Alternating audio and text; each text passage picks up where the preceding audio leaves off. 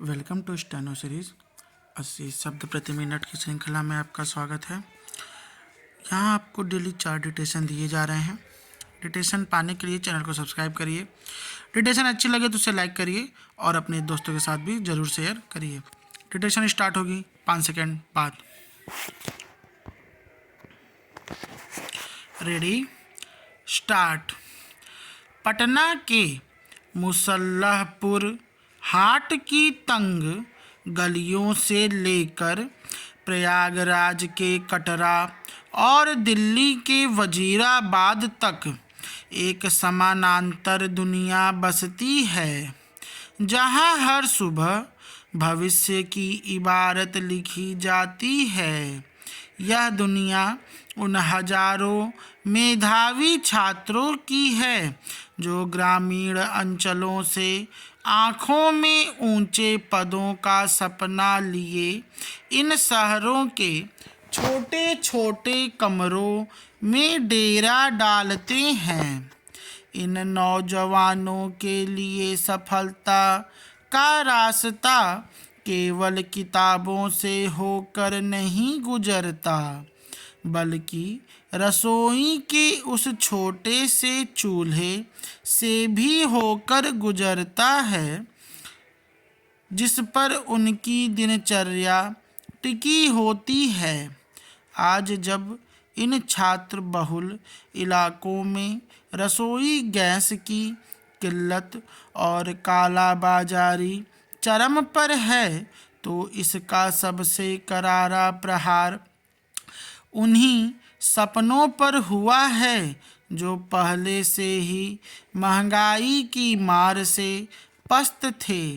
इन इलाकों में 5 किलो वाला छोटू सिलेंडर छात्रों का सबसे विश्वसनीय साथी माना जाता है। इसे एक से दूसरे कमरे में ले जाना आसान होता है और यह बजट के अनुकूल भी होता है, किंतु मौजूदा संकट ने इस सुविधा को एक बड़ी मुसीबत में बदल दिया है। गैस की आपूर्ति बाधित होते ही अवैध रीफिलिंग केंद्रों पर लूट मच गई है। जो गैस कभी सीमित बजट में मिल जाती थी, उसे अब 400 से 500 रुपये प्रति किलो तक की दर से भरवाने की नौबत आ गई है। 5,000 रुपये के कुल मासिक बजट में रहने वाले छात्रों के लिए यह अतिरिक्त खर्च किसी आर्थिक सुनामी से कम नहीं है, जो उनकी पूरी जमा पूंजी को चंद दिनों में निगल जाता है। स्थिति की गंभीरता का अंदाज़ा इस बात से लगाया जा सकता है कि जिनके पास गैस खत्म हो गई है, उनके लिए अब किताबों से ज़्यादा चिंता रात के भोजन के इंतजाम की है। ग्रामीण इलाकों से आने वाले इन छात्रों के माता पिता अक्सर किसान या दिहाड़ी मजदूर होते हैं, जो खुद आधा पेट खाकर अपने बच्चों को शहर भेजते हैं। घर से आने वाले पैसे का एक एक रुपया उम्मीदों के भारी बोझ से लदा होता है। इसलिए ये छात्र अपनी बुनियादी ज़रूरतों और सेहत से समझौता कर लेते हैं, पर अपनी मुश्किलों का जिक्र माता पिता से नहीं करते।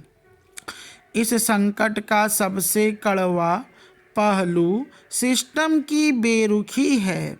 इन युवाओं के पास कोई स्थायी आवासीय पता न होने के कारण वे सरकारी योजनाओं या सब्सिडी से वंचित हैं।